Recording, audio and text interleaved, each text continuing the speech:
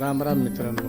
तर आपण आज हे शिकणार आहे की वॉर्मअप कसा करायचा आणि कधी करायचा आणि त्याचे फायदे काय आहेत आणि कसा कसा करायचा.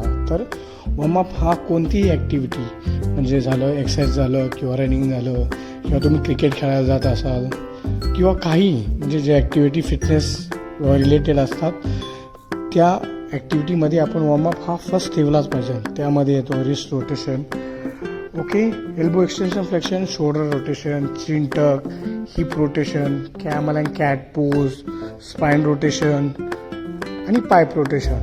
हा नॉर्मल बेसिक वॉर्मअप आहे. हे सर्व कोणीही फॉलो करू शकतात. तर ह्यामध्ये आपण वॉर्मअपचे बेनिफिट हे की ब्लड चांगला फ्लो होतो, जॉईंटची मोबिलिटी वाढते आणि कोणती एक्सरसाइज करण्यामध्ये जी इंजरी होणार आहे पुढं आपल्याला त्याची रिस्क कमी असते. तर वॉर्मअप करणं हे खूप गरजेचं आहे. तर फॉलो करा, वॉर्मअप करा, प्लॅन एक्सरसाइज करा.